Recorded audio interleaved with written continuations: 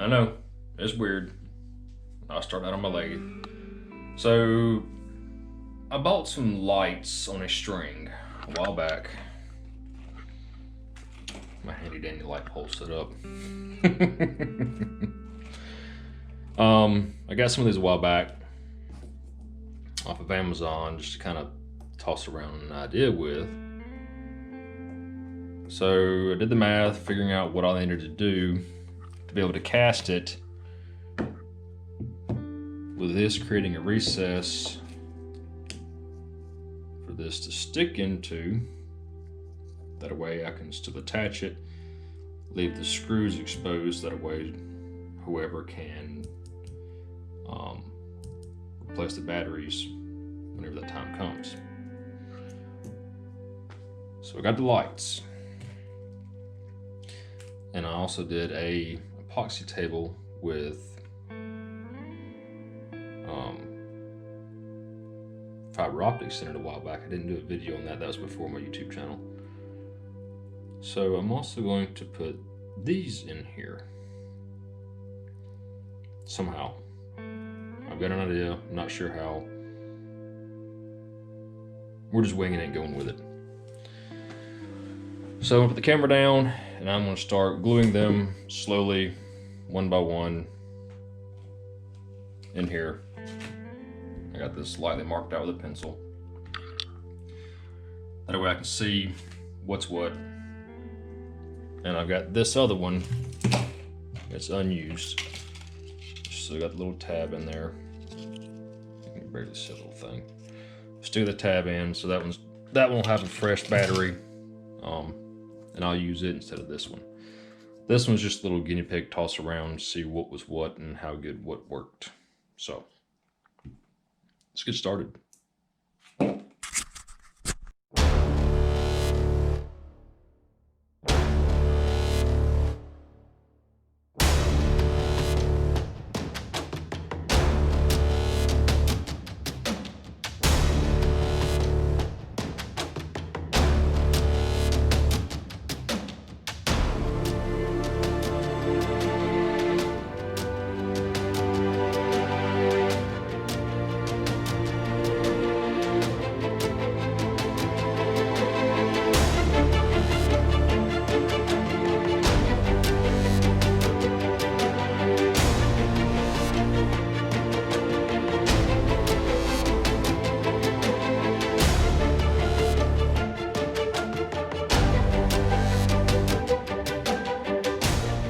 So I used Alumilite's calculator for a 5x5, which that's what that is.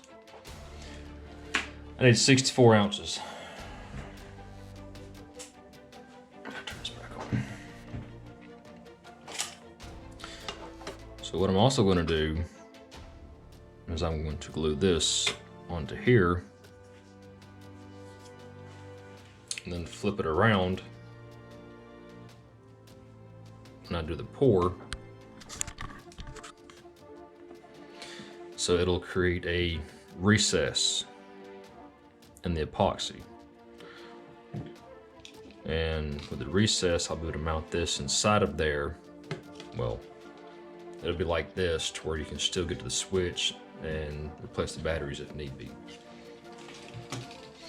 Getting this out may be tricky though.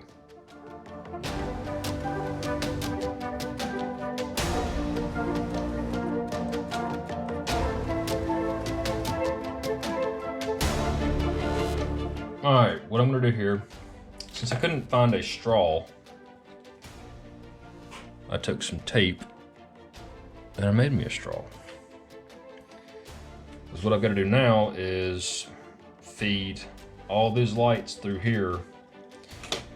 That way I'll have a center point to hold the lights in place. Epoxy will fill this up, so that's no worry. You won't be able to see this inside of there. Sometimes I wonder why I start stuff.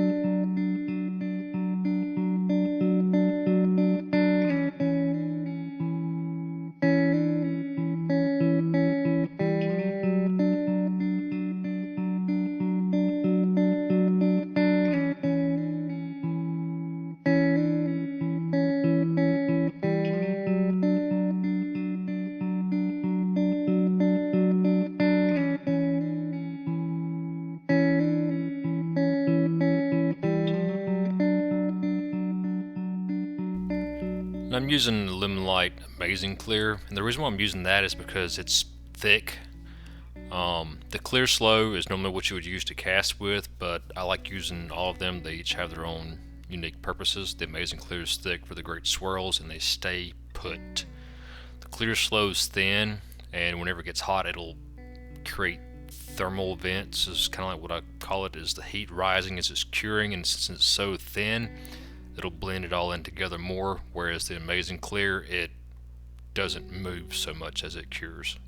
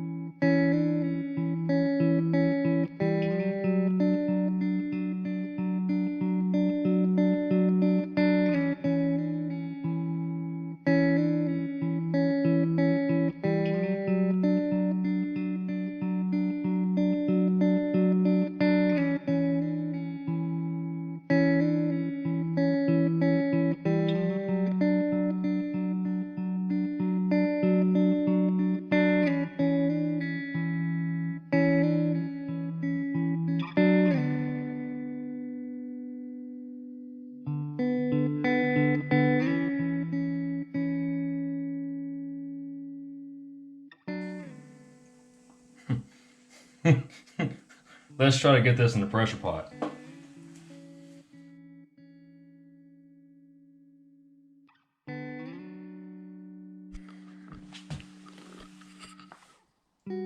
She held, so silencer, suppressor, not silencer.